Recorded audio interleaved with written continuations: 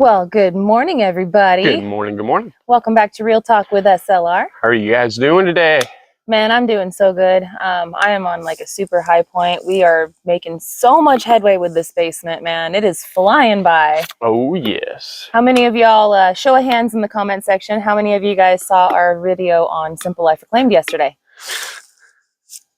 Spoiler alert, we've got drywall and insulation in on the front wall. It's completely closed in, and now we are working on the back area. So Yes. That has got me super hyped up. I am so excited. We're just going to keep plugging away and plugging away and plugging away. And soon it's going to be like how the trenches were, a thing of the past. Yes, I am so excited. It's getting right there. Oh yeah, I'm so excited. You guys, check out our view today. Isn't that strange? I mean, it's not strange. I mean, I guess it's this time of year, but our view is gone. It's all foggy today. It's fogged out. Yeah. That's pretty cool, though. Yeah, I mean, I have no idea what it's going to do in between the time that, now when we're starting this video and the end of this video. The fog tends to move through the area pretty quickly. Yes. So, I mean... And the sun is coming up, too, so... Yeah. It's going to definitely try to dissipate it a little quicker. Yeah, absolutely. Nope. But our view is gone for the time being. You can't see the top of the mountain, the first ridge, second ridge, third ridge. Can't see no ridges. He got home. It's gone. But you know what? It's making for a lovely temperature today. Yes. Like, it feels amazing out here. Amazing. The humidity is up, though. That's for sure. It is. 96% outside. Yeah. As soon as you start moving, you're going to be wet. Yeah. it's that thick air, You can cut it with a knife. Yeah. I did grab that thermometer. I'm just curious, and I stuck it down in my maintenance room. Ooh. Just to see how bad it is in there. The deepest, darkest spot, yeah, right? Most cornerish location. Nope. So I'm really curious because I know we're going to have to get a dehumidifier. And I've been looking at so many different systems and everything else. Flower decided to come visit us. Deciding 100% on it. We are going to have a lot to talk to you guys about on this one, so yes, I'll just hold off until we get to it. But yeah, we will. Like Gary said, we will be needing the dehumidifier, like for sure. That's gonna. I mean, it's a basement, and we're in the South, so yeah, humidity is one of those things that we are still learning about. Like, we are still learning about how to live in a climate that is so moist. All the time. I know I said the cringy word, but hey. All the time. Yeah, it is. It is. Well, it's cringy feeling. I'm just saying, like. Isn't Flower a beautiful kitty, guys? I can't believe she's walking all the way down here lately. She usually only hangs out down at the trailers and at like camp. But I think even the kitties are starting to realize that, hey, we need to get with the program and start hanging out down there because you're going to be moving soon. Down here, Flower. This is Scarlett's cat. She's like, where's my food? Yeah. Can? I want a can. Yeah, you heard me say the magic word, didn't you? Can. That cat's funny, too. We'll put out the food, and she won't eat her food. She'll go and eat the dog's food. Yeah, she eats dog food. Unless it's a can. If it's a can, then she's all about it. Huh, Flower? It makes me laugh. I'm like, here. Why are you going to go after the dog food? Well, because, it's not hers. No, I know. It's just like, she's kind of like a dog in that way. Yeah, I know. The dogs always try to go after the cat's food, too, all the time. Yes, and the cats want the dog food. It's pretty comical. It's because it's not hers. But anyhow, guys, you all have been leaving us some amazing questions in the comment section. I brought the notebook back, and I've got it full. I know that I have been slacking on doing my homework lately, just because we've just been so completely and utterly busy. And then also, like, we needed to put out a few videos to give y'all something to ponder about and, give us some suggestions and questions and whatnot. So y'all been doing it. I've been checking out the comments section on Simple Life Reclaimed, also here on Real Talk with SLR. And I've got lots of material to answer for you guys. So, yes. You ready? Yeah. All right. So let's start off with this one. This is something lots of people were saying. I didn't pinpoint anybody in particular because this came up multiple times. So lots of people were saying that we should have done the ceiling drywall before the walls. And why not? I knew that this comment was going to come up. Yes, yes, we did it. We knew it, but that's okay. It's a very valid question. Yes, valid question. Exactly. So we didn't do the drywall on the ceiling itself for multiple reasons. One was the cabin still needs to get built, and I need to run all the piping, and I need to run all the ducting, and I need to run all the electrical and everything, every which way that I need to. Yeah, water pipes and. So I don't want to have to put up drywall, and if I did put up drywall, I just wouldn't have mudded it. I would have had to pull that drywall back down. Yeah, exactly. To hold it there. And I didn't want to have to sit there and mess around with that when all we're going to really do is go get the rock wool. We're going to put that up there right now. Let that be basically our barrier for the wintertime and everything else. And it should insulate everything in the top part, like an attic almost. And then we should be able to, when we're moving on to the cabin, we should be able to just pull that rock wool down, continue on with piping and everything else, and put it back up when we're done and everything else, and it should keep everything nice and clean in here. And that's the reason why we installed our ceiling fans right away as well, without doing the drywall. Yes, like Gary said, we do realize we're probably giving ourselves a little bit more work. Yes. I know that, but in the long run for us, or at least the temporary long run, you know, the time in between now and when the cabin is finished and we're moving out of the basement, having the ceiling fans is going to be a big blessing to us to move the air around. And again, because we still have the whole cabin upstairs to do with all of that wiring and piping and everything else that we got to do up there, we thought that it would be better to have the ceiling fans now and be able to enjoy the air moving around. And then, you know, we'll just tackle that other closing everything in later. So we didn't see that there was any need to hold off on installing the ceiling fans at this point. At this point, at least. At this point. And trust me, I was battling with it like no tomorrow.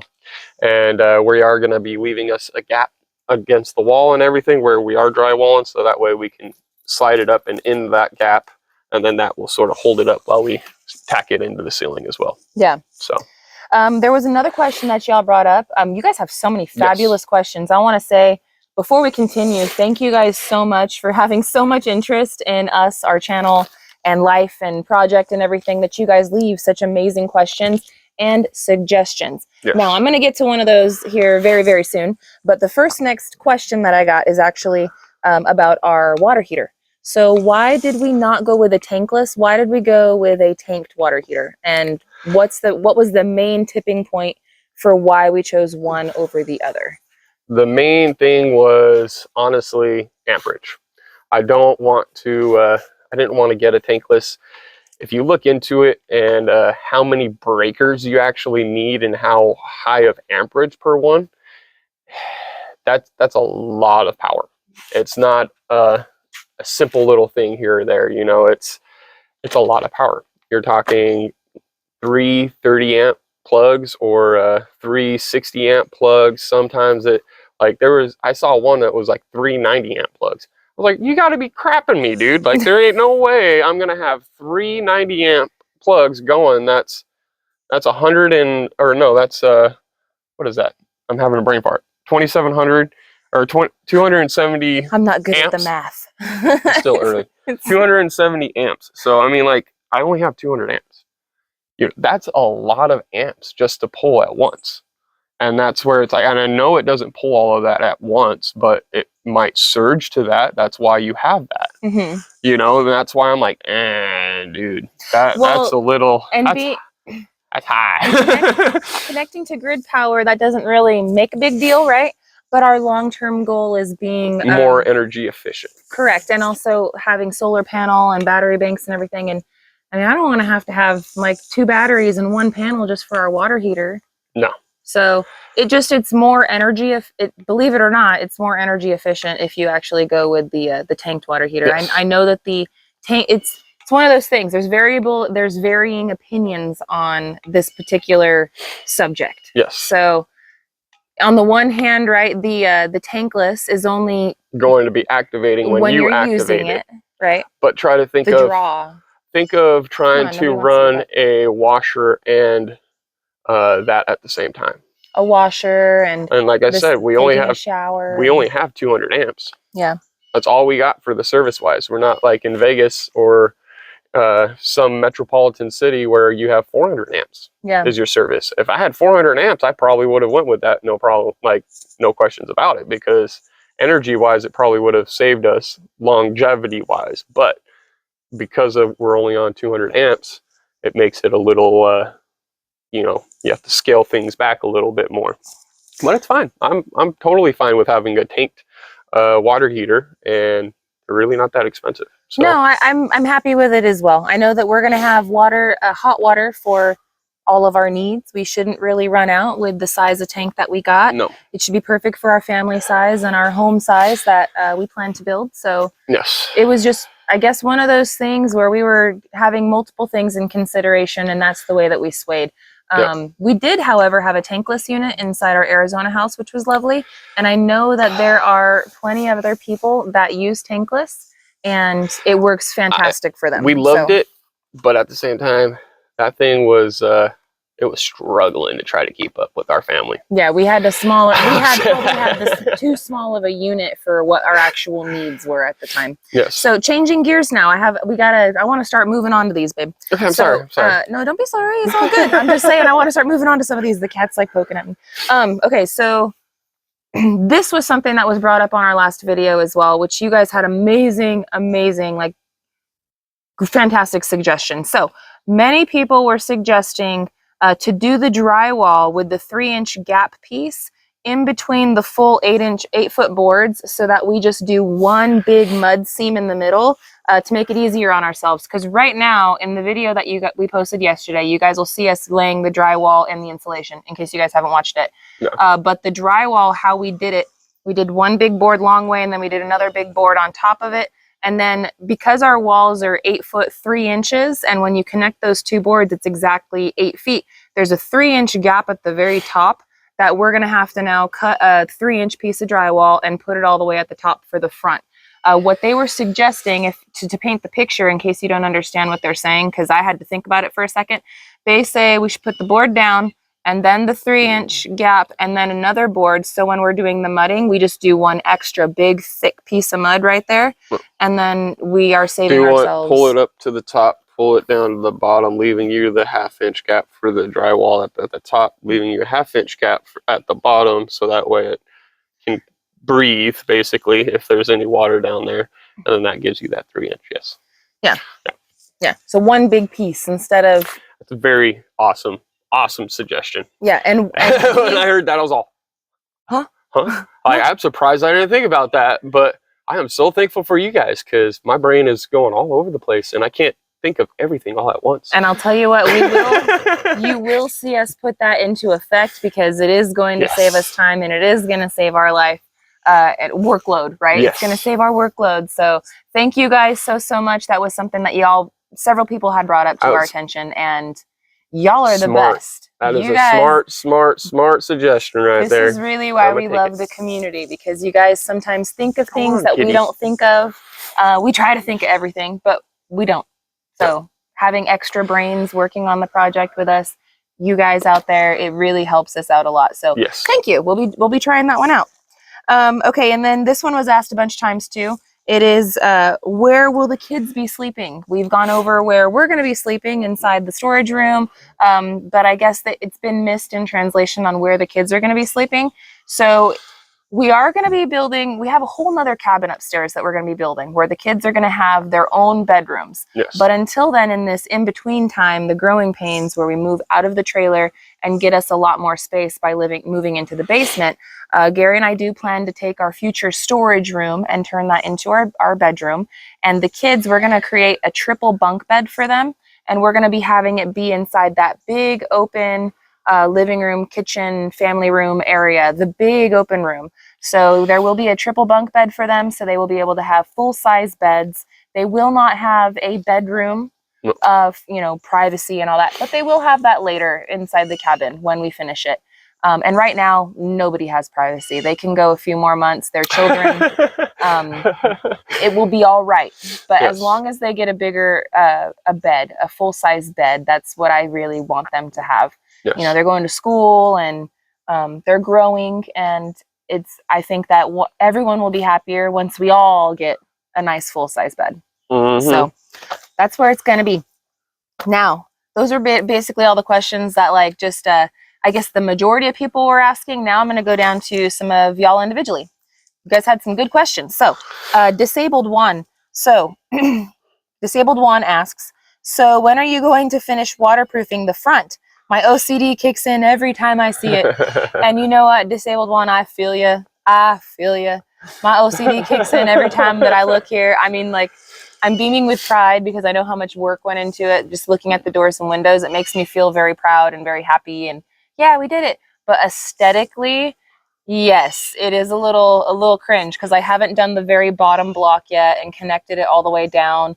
I mean, you got mud going on there. You can see some of the block coming through. It's not finished. And you can look at it and see that it's not finished. And so when you're looking at it, you're like, it needs, it needs to be finished. But the fact of it is right now, it is waterproofed inside. We're not getting any water inside the basement. It is dry. No. And so the necessity, like we're trying to knock some things out in order of necessity, and it's not very high on the list at this point in time. Correct.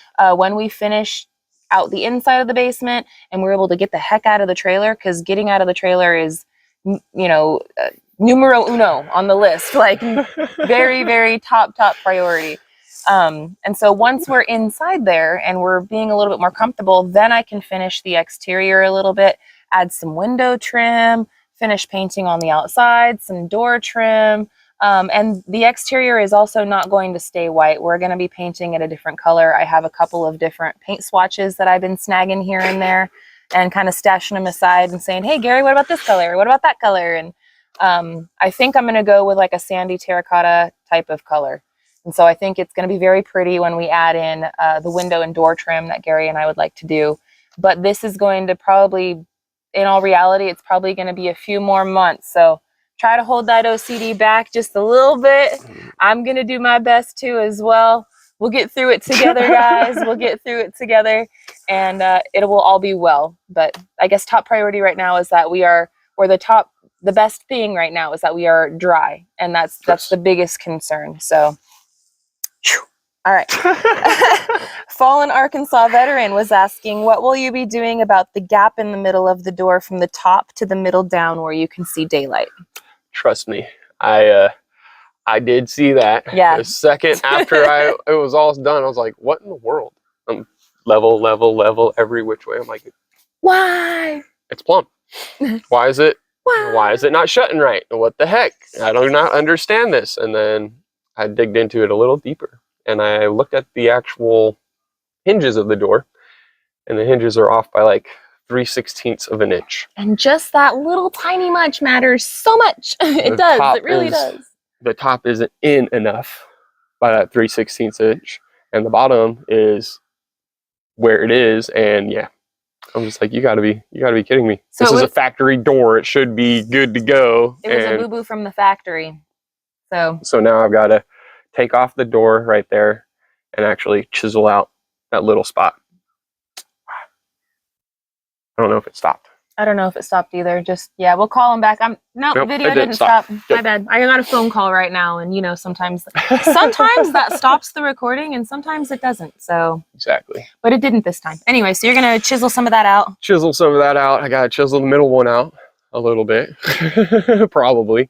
The middle one, it looked like it was off by like an 1/8 of an inch or so, and the bottom was in more. And I was just like, man, and you could see it too if you look at the weather stripping and you just look at the hinges. That one hinge at the top is more over than the other two. Yeah. So I think I could get away with just doing the top. We'll see. We will likely do that basically right around moving in time. Yeah. When things settle down a little bit. We plan to be in there a lot sooner than before it gets freezing cold and stuff. I will want to have that fixed before it does get cold, because that's going to be a gap for cold air to go in, and we're not going to want that. So it will be getting fixed. But again, upmost top priority is finishing up the walls and turning on the electricity, getting a bathroom going and stuff, so we can get the heck out of the trailer and we can get moving in there. Those are the top things. So we noticed it. I'm happy that you guys are so observant and you guys noticed it as well. Because what if we didn't see it? You know, like. Yeah, Yeah. it was bugging the living heck out of me with that door. And anybody that has ever installed French doors definitely know the headache with them. Yeah. But everybody also knows the issue with sliding glass doors and having dogs. And oh yeah, they busted off the track every time. Our dogs at least. They run full speed and like throw themselves on the door. Slam into the door all the time. Can't train them not to do it. They just animals. Okay. Joss Pike was asking, any reason why the doors are opening inwards to the basement and not outwards? That brings us into the dogs aspect again, as well as bears and whatnot. Having the glass door, even if we had a sliding glass door, I would really, really want to, and we had it in the plans. It's still going to happen. A security door for down here. The metal security doors, right? Yes. So either way, with the security doors, they're going to be swinging outward, you know. So you have to have it swing in for if you have a French door. If it's a sliding glass door, it doesn't really matter. No, but but that's why, because in our plans we do plan to have one of those metal security doors, because we do have bears and stuff out here, and we do get some storms, glass, and I don't want a branch or a bear or a dog to hit that window or the glass in that door and break it, and then I'd be pissed. Now the windows, we are not planning to put any kind of metal or anything over the windows. They're just going to stay as they are. But the doors, because again it's so low, and animals and et cetera, so that's why we wanted them going inwards. So RB story from RB story, Ronnie and Brittany. Your audio is amazing. I noticed on your last video the mics. Which ones did you get? We bought some, but I'm not sure. The audio on our vlogs is mediocre, and we could definitely use better audio. So RB story, Ronnie and Brittany, thank you so much for noticing. Appreciate you. I actually looked it up for you guys because I had to look. So I bought them on Amazon, and they're pretty cheap actually, which is great because, you know, we're on budgets. Everybody's on a budget right now, right? So I got these ones, and I just wanted to try them out and see how they worked. Right now, the way that I have everything set up, I can only use the microphones through my cell phone. I cannot use them through my GoPro, because the GoPro, being a GoPro, it has to have this special extension of this USB-C that has a wire attached to it and then a little box. And then you plug in the mic adapter to that, because the way that the GoPro's audio card works inside it, it needs that little box adapter piece in order to convert the audio from whatever to work with GoPro. So if you are going to use a GoPro setup, then you're going to need to get that little piece as well. But what I have right now, and I'm using it for the phone, that's what we're wearing and that's what we're using, is this one right here. So it's Arizon store, AISIZON store. That's the seller of it. And this is what it looks like. It was $45.99. I am not commissioned. I am not an affiliate. I'm not anything. I just want to pass on the good information for you guys, but I have to say that as well. So this is it. I don't know if I could focus on it. I'm trying. Maybe pull it back a little bit. Maybe put the link in the description too. I could try to do that. Yeah, and it'll be a non-affiliate link. But this is what they look like, guys. I'm trying to get it to focus better, but the camera is only focusing on our face. But you can get the gist of it. And I will try to remember to put the link in the description to make it easy for you to buy them. But they are so far so good. I did buy the attachment for my GoPro because we like to film with GoPros. That's just, I really like their cameras and I really like their product. But all of the vlogs that you've been seeing recently where we're using the mics and everything, I've been doing that with my cell phone camera. And then all of the rest of the footage, I'm either using my DSLR or I'm using my GoPro, depending on what we're doing.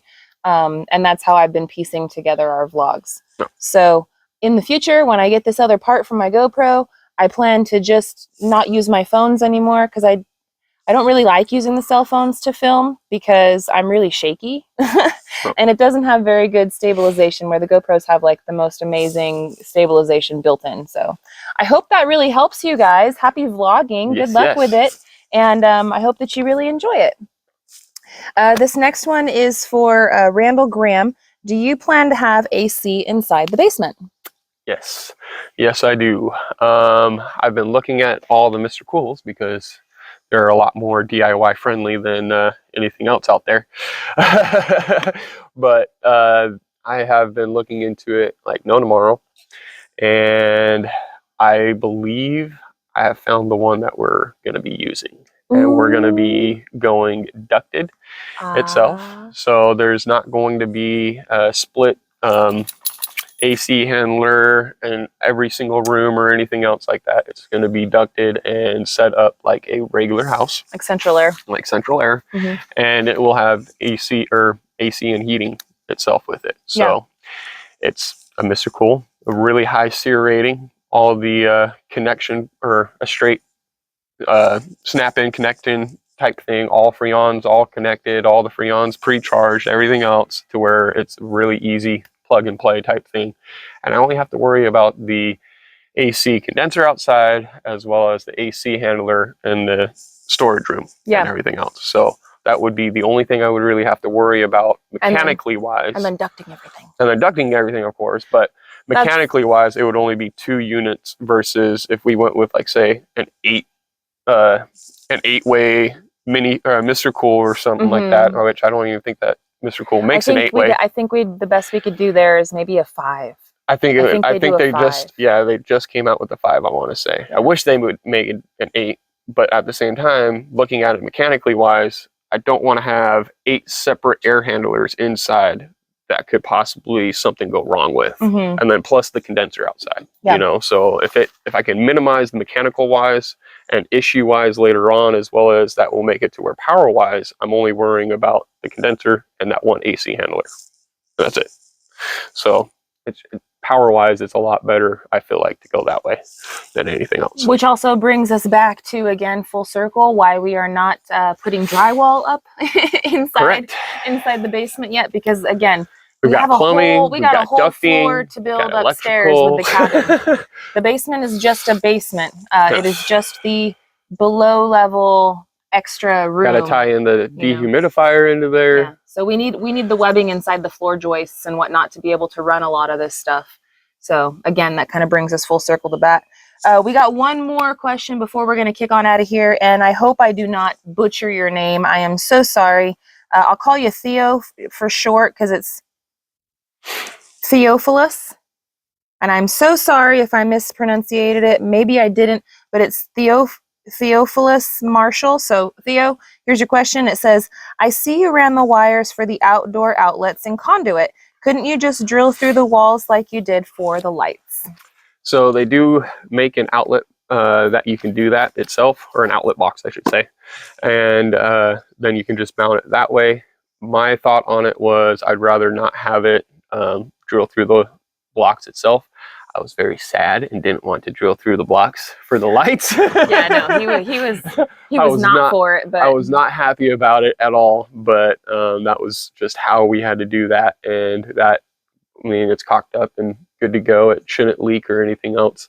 And with us going through the top itself, with us having a deck over it, plus all the flashing and everything else, I don't see it getting a whole lot of rain up top more than it does down at the bottom. With the bottom, I feel like a hose spray or something is a lot more likely for water to penetrate. So yeah, I didn't want to try to pop any holes through anything, but that's just the way I went about it, was that. And yeah, I think the biggest thing is that aesthetically, some people don't find it to be very pleasing. Yeah. But for us, it looks good to us, and it's going to serve its purpose. I think when I finally do the makeover to the front and I get to add the door trim and the window frames and repaint it, it's not going to look as crazy, or it won't be as noticeable. Yes, it won't be as noticeable. It'll be much more camouflaged in with the block. So right now, yes, it's noticeable. You got these big gray pipes sticking out in this box and everything. But in the future, I don't think that it's going to be nearly as noticeable as it is right now. It's still a work in construction. So I think that was the biggest issue with us doing it that way, is because there's nothing wrong with it. It's working, but it's the aesthetics, right? Yeah. But the aesthetics to us is not bothersome. It is a basement. So we're going to have a deck coming up and over. It's not going to be really I don't think you're going to really be able to focus in or see anything of that aspect. Nah, especially again, once we paint it all and we have all these other beautiful things that are drawing your eyes towards it. Nah, it'd be all right. Yeah. It's going to be all right. It'll be good. Yeah. It'll be good. So, guys, I want to thank you so much. Today was a little bit longer than we usually do, but man, we had some really good questions and comments, and you guys are freaking amazing. We love y'all so much. We are going to be working and hoofing it inside the basement again today. I think we're going to be putting into work that trick y'all gave us with that 3-inch, moving it around, you know what I mean? Make the one mudding kind of job. So you guys will be seeing that on an upcoming video. We're going to be wrapping things up for a video for you guys today. It's going to be put out tomorrow on Wednesday. We're going to try to stick with that schedule of posting Monday, Wednesday, and Friday on Simple Life Reclaimed. Tomorrow is also Wednesday, so we will not be posting a video here on Real Talk with SLR in the morning, but we will be going live with you guys tomorrow afternoon, evening, whichever time zone you're in. For us, it's in the evening, but it's 6 o'clock here on Real Talk with SLR. So if you have more questions for us, or if you guys just want to hang out and see how the day was, kick back, relax, whatever, we will be going live at 6 o'clock tomorrow. So we hope to see you guys there. So yeah, stay tuned for a new video tomorrow. Simple Life Reclaimed, live tomorrow. We've got lots of work to do. You ready? I'm ready. All right. Well, we're going to go and get it. I hope you guys have a great day. Go out there and go get something. Go get it going on. Go get it. Even if it's all the way, you know, to the kitchen to get another cup of coffee. So. Exactly. All right, guys. Well, we love y'all. And until the next one, we hope you have a good one. We'll catch you on the next one. Bye, you guys. Later.